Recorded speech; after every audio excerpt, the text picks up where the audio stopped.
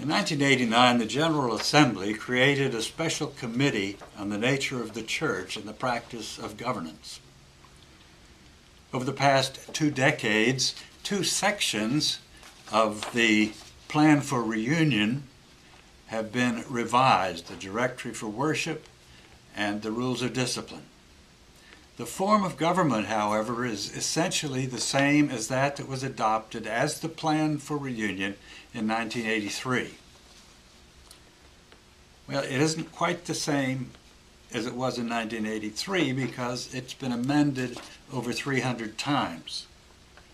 As a result, it has become larger and larger and contains what might be called a Bible of manuals of operations.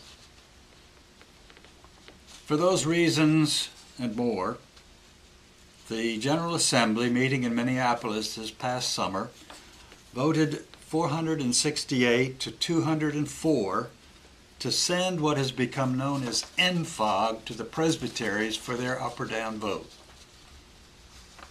Daniel Williams, a pastor in Virginia and co-chair of the Form of Government Task Force, has written this. Over the past several years, an interesting phenomenon has occurred in Hollywood. New films described as reboots have revived many long-standing movie franchises. In a sense, the proposed form of government is a polity reboot.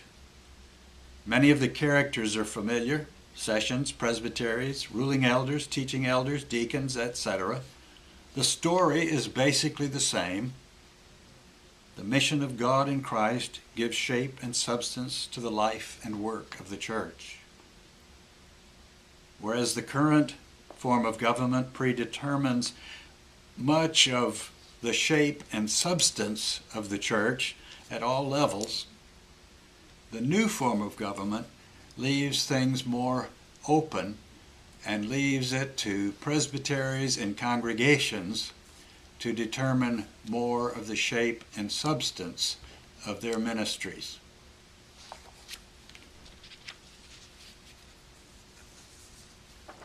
The form of government, the new form of government, NFOG, will be voted on at the February meeting of the Presbytery.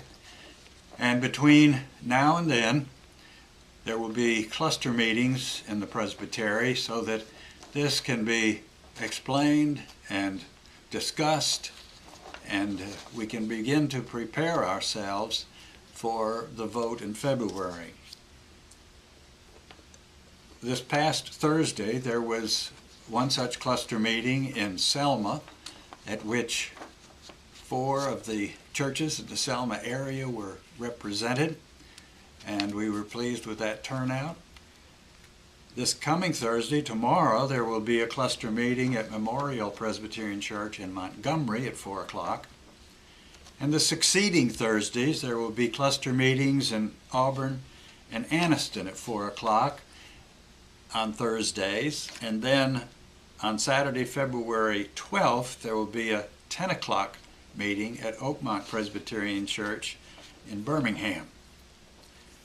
Those in the Tuscaloosa area who are interested in being updated and becoming familiar with this amendment and what it's all about may participate in the sessions that will take place during the Presbytery meeting to discuss and deliberate and begin to discern whether the Spirit will move this Presbytery to vote for or against NFOG, the new form of government.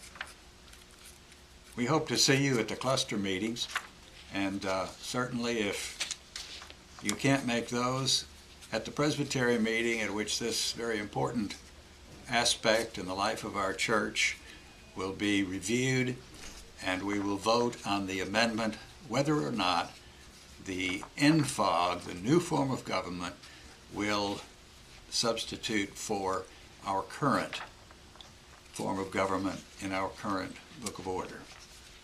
See you there.